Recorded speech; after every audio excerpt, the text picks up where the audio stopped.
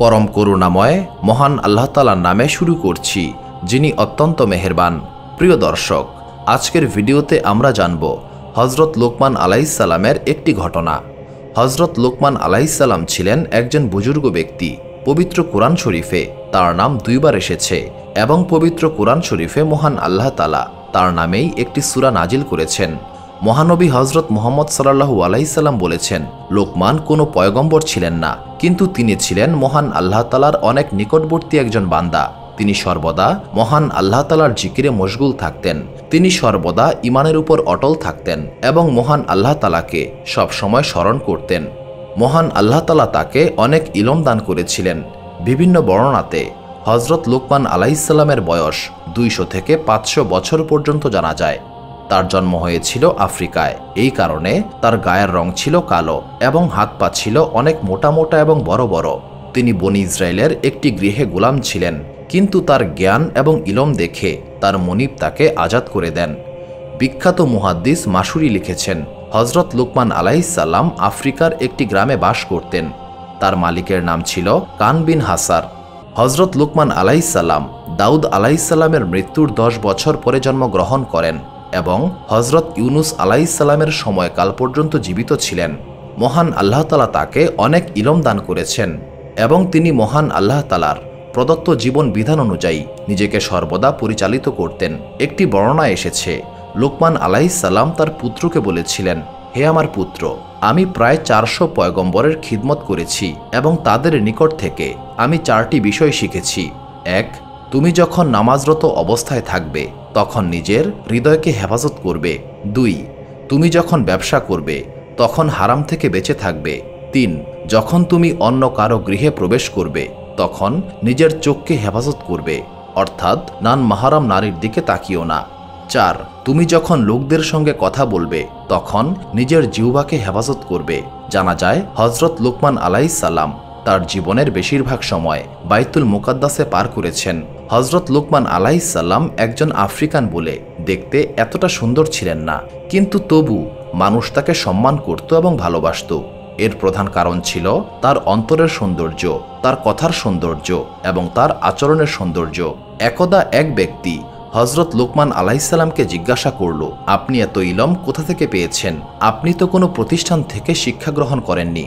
জবাবে হযরত লোকমান আলাইহিস সালাম বলেন, আমি এই ইলম অর্জন করেছি মহান আল্লাহ তাআলার দেখানো পথে চলার মাধ্যমে, মানুষের আমানতের খেয়ানত না করার মাধ্যমে, অতিরিক্ত কথা না বলার কারণে এবং মানুষের সঙ্গে খারাপ আচরণ না করার কারণে। হযরত লোকমান আলাইহিস সালামের এই চারিত্রিক বৈশিষ্ট্যের কথা পবিত্র কোরআন শরীফে উল্লেখ করা হয়েছে, যা সূরা লোকমানে মহান আল্লাহ তাআলা বর্ণনা করেছেন। মহান আল্লাহ তাআলা বলেন, হে ঈমানদারগণ, তোমরা কোনো কিছুকে মহান আল্লাহ তাআলার সঙ্গে শিরক করো না, নিশ্চয়ই শিরক অনেক বড় একটি গুনাহ। হে ঈমানদারগণ, যদি কোনো নেক কাজ একটি সরিষা দানার সমানও হয় আর সেটি থাকুক কোনো জমিনের ভেতরে কিংবা কোনো পাহাড়ের উপরে, কিয়ামতের দিন মহান আল্লাহ তাআলা সেটিকে উপস্থাপন করবেন। হে ঈমানদারগণ, তোমরা নামাজ কায়েম করো, সৎ কাজের আদেশ দাও, অসৎ কাজের নিষেধ করো এবং তোমাদের উপর কোনো মুসিবত আসলে তোমরা ধৈর্য ধারণ করো এবং তোমরা অহংকার করো না এবং জমিনের উপর দম্ভ সহকারে চলাফেরা করো না। নিশ্চয়ই মহান আল্লাহ তাআলা অহংকারীকে পছন্দ করেন না। তোমরা কর্কশ ভাষায় কথা বলো না, মিষ্ট ভাষায় কথা বলো। তোমরা তো জানো সবথেকে কর্কশ কণ্ঠ হলো গাধার। একদা রাসূলুল্লাহ সাল্লাল্লাহু আলাইহি সাল্লাম বলেন, একদিন লোকমান আলাইহিস সালাম দুপুরে বিশ্রাম নিচ্ছিলেন। হঠাৎ তিনি শুনতে পান একটি কণ্ঠ তাকে বলছে, হে লোকমান, আপনি কি চান মহান আল্লাহ তাআলা আপনাকে এই জমিনের উপর খলিফা বানিয়ে দিক, যাতে করে আপনি লোকদের মাঝে সঠিক মীমাংসা করতে পারেন? জবাবে লোকমান আলাইহিস সালাম বললেন, যদি আমার খোদা আমাকে এই অনুমতি দেয় তবে আমি এই কাজ করতে রাজি আছি, যদিও এই কাজের জন্য আমি প্রস্তুত নই। তবু আমার আল্লাহ তাআলা যদি আমাকে এই কাজের দায়িত্ব দেন তবে আমি অবশ্যই তা পালন করব, কারণ আমি জানি মহান আল্লাহ তাআলা আমার কাঁধে এত বড় একটি দায়িত্ব দিলে নিশ্চয়ই তিনি আমাকে সাহায্য করবেন এবং সকল মুসিবত থেকে হেফাজত করবেন। এরপর ফেরেশতারা বললেন, হে লোকমান, আপনি লোকদের মাঝে মীমাংসার দায়িত্ব কেন নিতে চাচ্ছেন না? জবাবে হযরত লোকমান আলাইহিস সালাম বলেন, এর কারণ হলো লোকদের মাঝে মীমাংসা করা খুব কঠিন একটি কাজ। মহান আল্লাহ তাআলা যদি মানুষের উপর রহমত করেন তবে মানুষ সঠিক এবং ভুলের মাঝে নিজেই ফয়সালা করতে পারবে। যে ব্যক্তি দুনিয়ার বুকে মাথা নিচু করে চলে কিন্তু আখিরাতে মাথা উঁচু করে দাঁড়াতে পারে সেই ব্যক্তিই উত্তম। আর যে ব্যক্তি দুনিয়ায় মাথা উঁচু করে চলে কিন্তু আখিরাতে মাথা নিচু করে থাকে সেই ব্যক্তির ভাগ্য কতই না খারাপ। আর যে ব্যক্তি আখিরাতের তুলনায় দুনিয়াকে বেশি প্রাধান্য দেয় সে পথভ্রষ্টের অন্তর্ভুক্ত। এই কথা শুনে ফেরেশতারা খুশি হয়ে সেখান থেকে চলে যান এবং হযরত লুকমান আলাইহিস সালাম গভীর ঘুমে মগ্ন হয়ে যান। ঘুম থেকে ওঠার পর মহান আল্লাহ তাআলা তার জবানে হিকমত নাজিল করেন। যখন তিনি এটা বুঝতে পারলেন তখন তিনি সরাসরি হযরত দাউদ আলাইহিস সালামের নিকটে চলে যান। সমস্ত কথা শুনে হযরত দাউদ আলাইহিস সালাম বললেন, হে লোকমান, এটা তো অনেক খুশির খবর। মহান আল্লাহ তাআলা আপনাকে হিকমত দান করেছেন। প্রিয় দর্শক, এবার চলুন আমরা হযরত লুকমান আলাইহিস সালামের এমন একটি ঘটনা জেনে আসি যা থেকে আমরা বুঝব সবুর কি জিনিস। একদা এক জুয়ারি ব্যক্তি এক নদীর পাশে বসেছিল। উক্ত জুয়ারি একটি প্রতারণামূলক খেলার আয়োজন করে এবং এই খেলার শর্ত ছিল যে ব্যক্তি এই খেলায় হেরে যাবে তাকে এই নদীর সমস্ত পানি পান করতে হবে। আর যদি সে নদীর সমস্ত পানি পান করতে ব্যর্থ হয় তবে সে তার ঘরের স্ত্রী, ধন দৌলত এবং সমস্ত কিছু জয়ী ব্যক্তিকে দিয়ে দেবে। এই খেলায় একজন ধনী ব্যক্তি সেই জুয়ারি ব্যক্তির নিকট হেরে গেল এবং সেই জুয়ারি ব্যক্তি সেই ধনী ব্যক্তির সমস্ত সম্পদ এবং তার স্ত্রীকে নিজের কাছে সুপর্দ করতে বলল। এতে করে সেই ধনী ব্যক্তি অনেক বড় বিপদে পড়ে যায়। সেই ধনী ব্যক্তিটি সেই জুয়ারির কাছে একদিনের সময় চায় এবং হযরত লুকমান আলাইহিস সালামের নিকটে গিয়ে এই বিপদের সাহায্য চান। সব কথা শুনে হযরত লুকমান আলাইহিস সালাম বলেন, আমি আপনাকে সাহায্য করব, কিন্তু একটা শর্তে। আজকের পর থেকে আপনি আর জুয়া খেলতে পারবেন না। ধনী ব্যক্তি এই শর্ত মেনে নেয়। এরপর হযরত লুকমান আলাইহিস সালাম তাকে শিখিয়ে দেন, যখন সেই জুয়ারি ব্যক্তি তার কাছে এসে তার সমস্ত সম্পদ, স্ত্রী অথবা তাকে বলবে সেই নদীর সমস্ত পানি পান করে নিতে, তখন সেই জুয়ারিকে কি বলতে হবে। হযরত লুকমান আলাইহিস সালাম তাকে শিখিয়ে দিলেন, যখন সেই জুয়ারি আপনার কাছে আসবে তখন আপনি বলবেন, তুমি কি এটা চাও যে এই নদীতে গতকাল যতটা পানি ছিল সেই পানি পান করতে হবে, তবে গতকাল থেকে আজ পর্যন্ত যতটা পানি বাষ্পীভূত হয়ে গিয়েছে সেই সমস্ত পানিকে ফিরিয়ে আনো, যেন আমি গতকালের সমস্ত পানি পান করতে পারি। আর যদি তুমি এটা চাও যে আজকে যে পরিমাণ পানি রয়েছে তা পান করতে হবে, তবে এই নদীর সমস্ত মুখ বন্ধ করে দাও যাতে এক ফোঁটা পানিও নষ্ট না হয়। এরপর সেই ধনী ব্যক্তি হযরত লুকমান আলাইহিস সালামের শিখিয়ে দেওয়া সমস্ত কথা সেই জুয়ারিকে বলে। সমস্ত কথা শোনার পর সেই জুয়ারির মুখ বন্ধ হয়ে যায়, সে আর কিছুই করতে পারেনি। এই ঘটনার পর থেকে সবাই হযরত লুকমান আলাইহিস সালামকে চিনতে শুরু করে এবং তার জ্ঞানের কথা চারদিকে ছড়িয়ে পড়তে থাকে। অনেকের মতে এই ধনী ব্যক্তি ছিল হযরত লুকমান আলাইহিস সালামের মালিক। এই ধনী ব্যক্তি এক সময় হযরত লুকমান আলাইহিস সালামকে 30টি সোনার মোহর দিয়ে কিনেছিলেন এবং জুয়ারির হাত থেকে বেঁচে আসার পরে উক্ত ধনী ব্যক্তি হযরত লুকমান আলাইহিস সালামকে আজাদ করে দেন। একদিন এক ব্যক্তি এসে হযরত লুকমান আলাইহিস সালামকে একটি ভেড়া দান করল এবং বলল, এই ভেড়াটি জবাই করে এর থেকে সবচেয়ে সুন্দর 2 টুকরা মাংস আমার জন্য রান্না করে নিয়ে এসো। হযরত লুকমান আলাইহিস সালাম তার জন্য সেই ভেড়ার কলিজা এবং জিহ্বা রান্না করে নিয়ে আসলো। পরের দিন ওই একই ব্যক্তি এসে হযরত লুকমান আলাইহিস সালামকে আরেকটি ভেড়া দিল এবং বলল, আজকেও এই ভেড়াটি জবাই করে এর থেকে সবচেয়ে ভালো 2 টুকরা মাংস আমার জন্য নিয়ে এসো। হযরত লুকমান আলাইহিস সালাম সেদিনও কলিজা এবং জিহ্বা রান্না করে নিয়ে আসলেন। এবার সেই ব্যক্তি হযরত লুকমান আলাইহিস সালামকে প্রশ্ন করলেন, আমি পরপর 2 দিন আপনার কাছে ভেড়া নিয়ে এসেছি এবং আপনি আমাকে 2 দিনই কলিজা এবং জিহ্বা রান্না করে দিলেন, এর কারণ কি? জবাবে হযরত লুকমান আলাইহিস সালাম বললেন, যদি এই 2টি জিনিস কেউ পরিষ্কার রাখতে পারে তবে এর থেকে ভালো কোনো অংশ শরীরে থাকতে পারে না। আবার কেউ যদি এই 2টি জিনিসই নাপাক করে রাখে তবে এই জিহ্বা এবং কলিজা হবে শরীরের সবথেকে নাপাক অংশ। হযরত লুকমান আলাইহিস সালামের মালিকের অনেক বাগান ছিল এবং তার অনেক চাকর ছিল। সেই চাকরদের সবাই ছিল ফর্সা বর্ণের, কিন্তু একমাত্র হযরত লুকমান আলাইহিস সালাম ছিলেন কালো বর্ণের এবং তার মালিক তার সকল চাকরদেরকে সেই বাগানের ফল তোলার কাজে নিয়োগ করতেন। একমাত্র হযরত লুকমান আলাইহিস সালামকে দিতেন সবচেয়ে কঠিন কাজগুলো, যেমন বাগান পরিষ্কার করা, মাটি কাটা, আগাছা পরিষ্কার করা ইত্যাদি।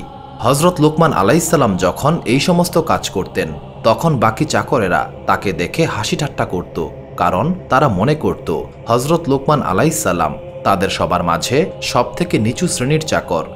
একদিন হজরত লোকমান আলাইহিসসালামের মালিক তার সকল চাকরদেরকে বাগানের ফল সংগ্রহ করতে বলল। চাকরেরা গিয়ে ফল সংগ্রহ ঠিকই করল, কিন্তু সেই সঙ্গে তারা সেই সমস্ত সংগ্রহ করা ফল খেয়ে ফেলল। এরপর যখন মালিক এসে ফলের কথা জিজ্ঞাসা করল, চাকররা বলল লোকমান সমস্ত ফল খেয়ে ফেলেছে। এই কথা শুনে লোকমান আলাইহিসসালামের মালিক অনেক রেগে যায় এবং সে হজরত লোকমান আলাইহিসসালামকে ডেকে পাঠায়। হজরত লোকমান আলাইহিসসালাম এসে বুঝতে পারলেন বাকি চাকরদের বলা মিথ্যা কথা তার মালিক বিশ্বাস করেছে এবং তাকে ভুল বুঝেছে। হজরত লোকমান আলাইহিসসালাম বললেন, আপনি আমাকে সহ সকল গোলামদের পরীক্ষা নিন, তাহলেই আপনি বুঝতে পারবেন কি আসলে ফল খেয়েছে। তখন মালিক জিজ্ঞাসা করলেন, আমি কিভাবে তোমাদের পরীক্ষা নেব? তখন হজরত লোকমান আলাইহিসসালাম বললেন, আপনি সকল গোলামকে গরম পানি খেতে বাধ্য করুন, এরপর আপনি ঘোড়ায় উঠে দৌড়াতে থাকুন এবং সকল গোলামকে বলুন আপনার ঘোড়ার পেছনে পেছনে দৌড়াতে, তাহলেই আপনি বুঝতে পারবেন কে ফল খেয়েছে আর খায়নি। হজরত লোকমান আলাইহিসসালামের কথা মতো তার মালিক সকল চাকরকে গরম পানি খেতে বাধ্য করে এবং বলে তার ঘোড়ার পেছন পেছন দৌড়াতে। এরপর কিছু দূর যেতেই একমাত্র হজরত লোকমান আলাইহিসসালাম ব্যতীত সবাই হাঁপিয়ে যায় এবং বমি করে সমস্ত ফল বের করে দেয়। এই দৃশ্য দেখে মালিক বুঝে যান কে ফল খেয়েছে আর কে ফল খায়নি এবং সে বুঝতে পারে সবাই মিলে হজরত লোকমান আলাইহিসসালামকে মিথ্যা দোষী সাব্যস্ত করেছে। এইভাবেই হজরত লোকমান আলাইহিসসালাম নিজেকে নির্দোষ প্রমাণ করেন এবং বাকিদের অনেক বড় লজ্জার সম্মুখীন করেন। হজরত লোকমান আলাইহিসসালাম বেশ কিছুদিন অন্য আরেকজনের গোলামি করেছেন। সেই মালিক হজরত লোকমান আলাইহিসসালামকে অনেক স্নেহ করতেন। তিনি এতটাই স্নেহ করতেন যে কোনো খাবার খাওয়ার পূর্বে হজরত লোকমান আলাইহিসসালামকে সেই খাবার খেতে দিতেন। এরপর লোকমান আলাইহিসসালামের খাওয়া শেষ হলে বাকি খাবার তিনি খেতেন।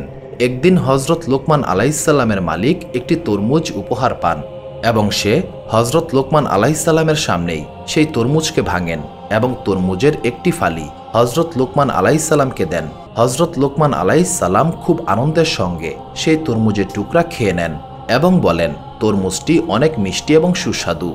মালিক খুশি হয়ে নিজের জন্য একটি মাত্র ফালি রেখে বাকি সম্পূর্ণ তরমুজ হজরত লোকমান আলাইহিসসালামকে দিয়ে দেন। যখন হজরত লোকমান আলাইহিসসালাম বাকি তরমুজ খেয়ে চলে যান, তখন মালিক তার নিজের জন্য রাখা এক ফালি তরমুজ খেতে শুরু করে, কিন্তু খাওয়া শুরু করতেই তিনি দেখতে পেলেন এটা খুবই বিশ্রী স্বাদের একটি তরমুজ, যা মুখে নেওয়াই কষ্ট। এরপর মালিক হজরত লোকমান আলাইহিসসালামকে জিজ্ঞাসা করলেন, এই বিশ্রী স্বাদের তরমুজ তুমি কিভাবে খেলে? এই তরমুজ তো মুখেই নেওয়া যায় না। জবাবে হজরত লোকমান আলাইহিসসালাম বললেন, আপনি আমাকে সব সময় অনেক ভালো খাবার এবং মিষ্টি ফল খেতে দেন, কিন্তু আজ যদি আমি এই খারাপ স্বাদের তরমুজ নিজে না খেয়ে আপনাকে খেতে দিতাম, সেটা কি কোনো ভালো কাজ হতো? আর আমি এই কাজ করলে সেটি নিমক হারামের মতো কাজ হয়ে যেত। হজরত লোকমান আলাইহিসসালাম আরও বলেন, আমাদের সর্বদা মহান আল্লাহ তাআলার শুকরিয়া আদায় করা উচিত। যদি কখনো কোনো কারণে আমরা আমাদের মন মতো কিছু না পাই, তবে নাশকর করা উচিত নয়। একবার হজরত লোকমান আলাইহিসসালাম তার সন্তানদের তার কাছে ডাকেন। হজরত লোকমান আলাইহিসসালামের অনেক সন্তান ছিল, কিন্তু তিনি সর্বদা বলতেন, হে আমার পুত্র, যেন তার একটিমাত্র সন্তান রয়েছে। যদিও তিনি তার সমস্ত পুত্রকে সমানভাবেই ভালোবাসতেন, তবুও তিনি প্রথমে তার বড় পুত্রকে ডেকে শিক্ষা দিতেন, যেন সেই বড় পুত্র তার বাকি ছোট ভাইদেরকে শিক্ষা দিতে পারে। একবার হজরত লোকমান আলাইহিসসালাম তার পুত্রকে ডেকে বললেন, হে আমার পুত্র, তুমি কখনো লোকদের কথায় কান দিও না, কারণ চেষ্টা ব্যতীত কেউ কোনো কিছু অর্জন করতে পারে না, এবং তুমি কখনোই সবাইকে একসঙ্গে সন্তুষ্ট করতে পারবে না। হজরত লোকমান আলাইহিসসালামের পুত্র বলে, আমি এই ব্যাপারে আরও জানতে চাই, যেন সমস্ত বিষয়টি আমি বুঝতে পারি। হজরত লোকমান আলাইহিসসালাম বললেন, আমার সঙ্গে বাইরে চলো, আমি তোমাকে শিখিয়ে দিচ্ছি। এরপর হজরত লোকমান আলাইহিসসালাম এবং তার পুত্র ঘর থেকে বাইরে বের হন। তাদের সঙ্গে একটি গাধা ছিল। হজরত লোকমান আলাইহিসসালাম সেই গাধার পিঠে চড়ে বসেন এবং তার পুত্র পায়ে হেঁটে চলতে শুরু করে। যখন তারা একটি লোকালয়ে প্রবেশ করলেন, লোকেরা বলতে শুরু করল, দেখো, এই বৃদ্ধ লোকটি নিজে গাধার পিঠে আরাম করে বসে আছে এবং তার পুত্র পায়ে হেঁটে চলছে, এটা একদম ঠিক হচ্ছে না। হজরত লোকমান আলাইহিসসালাম তার পুত্রকে বললেন, তুমি কি শুনেছ লোকেরা কি বলছে? হজরত লোকমান আলাইসাল্লামের পুত্র উত্তর দিল, আমি শুনতে পেয়েছি। এবার হজরত লোকমান আলাইসাল্লাম বললেন, এখন তুমি গাধার পিঠে চড়ে বসো আর আমি পায়ে হেঁটে আসি। চলতে চলতে যখন তারা আরও একটি লোকালয়ের নিকট পৌঁছায়, সেখানে লোকেরা বলল, এই দেখো বাপ বেটা কত খারাপ। এই পিতা তার পুত্রকে শিক্ষা দেয়নি কিভাবে বড়দেরকে সম্মান করতে হয়। বৃদ্ধ পিতা হেঁটে যাচ্ছে আর তার পুত্র গাধার পিঠে চড়ে যাচ্ছে। এই পুত্রের একবারও তার বৃদ্ধ পিতার জন্য মায়া লাগছে না। এই পুত্র তার বৃদ্ধ পিতার উপর জুলুম করছে। এবার হজরত লোকমান আলাইসাল্লাম বললেন, হে আমার পুত্র, তুমি কি শুনতে পেয়েছ লোকেরা কি বলছে? জবাবে তার পুত্র বলল, জি পিতা, আমি শুনেছি। এবার তারা দুজনেই গাধার পিঠে চড়ে বসল। যখন তারা আরও একটি লোকালয়ে এসে প্রবেশ করল, তখন সবাই বলল, দেখো এই বাপ বেটার কাণ্ড। এই অসহায় দুর্বল গাধাটির পিঠে দুইজনই উঠে বসেছে, আর একটু হলেই তো এই গাধার কোমর ভেঙে যাবে। তোমাদের কি একটুও জ্ঞান নেই? কেউ এইভাবে এই অবলা প্রাণীকে জুলুম করে? এর থেকে ভালো হতো একজন হেঁটে চলতে আর একজন গাধাটির পিঠে চড়তে। এবারও হজরত লোকমান আলাইসাল্লাম বললেন, তুমি কি শুনতে পেয়েছ লোকেরা কি বলছে? তখন তার পুত্র বলল, জি পিতা, আমি শুনতে পেরেছি। হজরত লোকমান আলাইসাল্লাম বললেন, চলো এবার আমরা গাধার পেছনে পেছনে চলতে শুরু করি। চলতে চলতে তারা আরও একটি লোকালয়ের কাছে আসলো। তখন লোকেরা হাসতে হাসতে বলল, এই দেখো এই দুইজনকে, তাদের কাছে একটি গাধা রয়েছে, তবু তারা পায়ে হেঁটে যাচ্ছে। এরা কতই না বোকা। হজরত লোকমান আলাইসাল্লাম তার পুত্রকে জিজ্ঞাসা করলেন, তুমি কি শুনতে পেলে? পুত্র এবারও উত্তর দিল, জি পিতা, আমি শুনতে পেরেছি। হজরত লোকমান আলাইসাল্লাম বললেন, এবার তুমিই বলো, লোকদেরকে খুশি করতে আমাদের কাছে এছাড়া আর কি কোনো উপায় রয়েছে? তখন পুত্র উত্তর দিল, আমাদের কাছে আর তো কোনো উপায় অবশিষ্ট নেই। হজরত লোকমান আলাইসাল্লাম তখন বললেন, এবার বুঝতে পেরেছ কখনো লোকদের কথায় কেন কান দিতে হয় না। আর তুমি যতই ভালো কাজ করো না কেন, তুমি কখনোই সবাইকে খুশি করতে পারবে না। এবং এই কারণে তুমি সর্বদা মহান আল্লাহ তাআলার নির্দেশ মোতাবেক চলবে, তার দেখানো পথেই নিজেকে পথিক হিসেবে রাখবে। এতেই তুমি দুনিয়া এবং আখেরাতে সফল হতে পারবে। বর্ণনায় এসেছে, হজরত লোকমান আলাইসাল্লাম তার পুত্রকে 3টি নসিহত করেছিলেন। হজরত লোকমান আলাইসাল্লাম বলেন, হে আমার পুত্র, আজ আমি তোমাকে 3টি নসিহত করে যাব, যেগুলো সবসময় মেনে চলবে। 1. নিজের সমস্ত গোপন কথা কখনোই তোমার স্ত্রীকে বলবে না। 2. বিধর্মীদের সঙ্গে কখনোই বন্ধুত্ব করবে না। এবং 3. অসৎ লোকের কাছ থেকে কখনোই ঋণ করবে না। যখন হজরত লোকমান আলাইসাল্লাম ইন্তেকাল করেন, তখন তার পুত্র একবার পরীক্ষা করতে চাইল, যদি সে হজরত লোকমান আলাইসাল্লামের নসিহত না মেনে চলে, তাহলে তার জীবনে কি ঘটতে পারে, এমন কি ক্ষতি হবে। একদিন সে একটি ভেড়াকে হত্যা করল এবং নিজের ঘরের খাটের নিচে দাফন করল। এরপর সে তার স্ত্রীকে বলল, আমার একজন শত্রু ছিল, আমি তাকে হত্যা করে এই খাটের নিচে দাফন করেছি। তুমি এই কথা কাউকে বলবে না, নিজের মাঝেই গোপন করে রাখবে। এরপর হজরত লোকমান আলাইসাল্লামের পুত্র এক বিধর্মীর সঙ্গে বন্ধুত্ব করল এবং রোজ তার ঘরে যাতায়াত করতে শুরু করল। এই বিধর্মী ছিল খুবই অসৎ। সে অসৎ পথে রোজগার করে রাতারাতি ধনী হয়ে গিয়েছিল। হজরত লোকমান আলাইসাল্লামের পুত্র তার নিকট থেকে বেশ কিছু অর্থ ধার নিল। এভাবেই দিন কাটছিল। একদিন হজরত লোকমান আলাইসাল্লামের পুত্রের সঙ্গে তার স্ত্রীর খুবই ঝগড়া হয়। তখন তার স্ত্রী চিৎকার করে বলতে থাকে, তুমি একজন খুনি জুলুমবাজ, তুমি অকারণে একজন নিরীহ মানুষকে হত্যা করে নিজের ঘরেই দাফন করে রেখেছ, এবার তুমি আমাকেও খুন করবে। যখন তার স্ত্রী এই কথা বলে চিৎকার করছিল, তখন লোকমান আলাইসাল্লামের পুত্রের সে বিধর্মী বন্ধুর কাছে এই কথা চলে যায়। সে সঙ্গে সঙ্গে বাদশার কাছে গিয়ে সমস্ত কথা খুলে বলে। বাদশাহ সঙ্গে সঙ্গে হুকুম দেন লোকমান আলাইসাল্লামের পুত্রকে ধরে নিয়ে আসতে। বাদশার সৈন্যরা তাকে ঘর থেকে টেনে হিঁচড়ে বের করে নিয়ে আসে। যখন তাকে দরবারে নিয়ে আসা হয়, তখন লোকমান আলাইসাল্লামের পুত্রের সে বিধর্মী বন্ধু বলতে থাকে, তোমাকে যদি এখন মৃত্যুদণ্ড দেওয়া হয়, তাহলে আমার ধার কে শোধ করবে? তুমি এখনই আমার সমস্ত ধার শোধ করে দাও। এমন অবস্থায় হজরত লোকমান আলাইসাল্লামের পুত্র অনেক বিপদে পড়ে যায়। কিন্তু এরপরেও তাকে বাদশার সামনে হাজির করা হয়। তখন বাদশাহ বলল, তুমি তো হজরত লোকমান আলাইসাল্লামের পুত্র, কিন্তু তুমি একজন খুনি, তোমার এতটা অধঃপতন কিভাবে হলো? বিপরীতে হজরত লোকমান আলাইসাল্লামের পুত্র বলল, আমি তো কোনো খুন করিনি, আমি সম্পূর্ণ নির্দোষ। তখন তার সেই বিধর্মী অসৎ বন্ধু বাদশাকে বলল, এই ব্যক্তি মিথ্যা কথা বলছে, সে নিজে খুন করে লাশ তার ঘরে দাফন করেছে। এরপর হযরত লোকমান আলাইহিসসালামের পুত্র বাদশাকে বলল, তাহলে আপনি আমার ঘর তল্লাশি করুন, আমি কোনো ব্যক্তিকে খুন করে আমার ঘরে দাফন করে রেখেছি কিনা। সঙ্গে সঙ্গে বাদশাহ তার সৈন্যদেরকে আদেশ করলেন, যাও ওর ঘরে তল্লাশি করো। সৈন্যরা যখন তার ঘরে তল্লাশি করতে গেল, তখন লোকমান আলাইহিসসালামের পুত্রের স্ত্রী সৈন্যদেরকে সেই জায়গাটি দেখিয়ে দিলেন যেখানে লোকমান আলাইহিসসালামের পুত্র ভেড়াকে হত্যা করে দাফন করে রেখেছিল। যখন সৈন্যরা সেই জায়গাটি খুঁড়ল, তখন দেখতে পেল সেখানে একটি ভেড়া পুঁতে রাখা হয়েছে, যাকে জবাই করা হয়েছে। এটা দেখে সৈন্যরা খুবই অবাক হয়ে গেল এবং বাদশার সামনে সেই ভেড়াটি এনে হাজির করল। তখন বাদশাহ হযরত লোকমান আলাইহিসসালামের পুত্রকে জিজ্ঞাসা করল, তুমি কেন এই ভেড়াকে জবাই করে নিজের ঘরে পুঁতে রেখেছিলে? এর কারণ আমাদের সবাইকে বলো। তখন লোকমান আলাইহিসসালামের পুত্র বলতে থাকে, আমার বাবা আমাকে 3টি নসিহত শিখিয়েছেন। 1, তুমি গোপন কথা কাউকে বলবে না। 2, বিধর্মীদের সঙ্গে বন্ধুত্ব করবে না। 3, অসৎ কোনো ব্যক্তির নিকট থেকে ঋণ করবে না। আমি এই কথাগুলো পরীক্ষা করতে চেয়েছিলাম, আসলে এই কথাগুলো কতটা সত্য এবং যুক্তিপূর্ণ। আমি এখন বুঝতে পারছি আমার বাবার শেখানো প্রতিটা কথা সত্য এবং যুক্তিপূর্ণ। নিশ্চয়ই তার জ্ঞান ছিল অনেক গভীর। যারা আমার কথা শুনছে তাদের উচিত হবে কখনোই নিজের স্ত্রীকে সমস্ত গোপন কথা না বলা, কখনোই কোনো বিধর্মীকে বন্ধুরূপে গ্রহণ না করা এবং কোনো অসৎ ব্যক্তির নিকট থেকে ঋণ না নেওয়া, এবং এই কাজেই দুনিয়া এবং আখিরাতের জন্য মঙ্গল। এছাড়া হযরত লোকমান আলাইহিসসালামের করা আরও বেশ কিছু নসিহত ছিল যা তিনি তার পুত্রকে শিখিয়েছেন। চলুন দর্শক, সেই নসিহতগুলো আমরা জেনে নেই। 1, দুনিয়ার বুকে অহংকার করো না, কারণ অহংকারের মাঝে শয়তান এবং পাপ কাজ লুকিয়ে থাকে। 2, দুনিয়াকে ইবাদতের জন্য একটি জায়গা হিসেবে মনে করো, সদা সর্বদা নেক আমল করতে থাকো, এতেই তোমার দুনিয়া এবং আখিরাতে শান্তি মিলবে। তুমি কি কখনো পাহাড়কে তার জায়গা থেকে নড়াতে পারবে? পারবে না।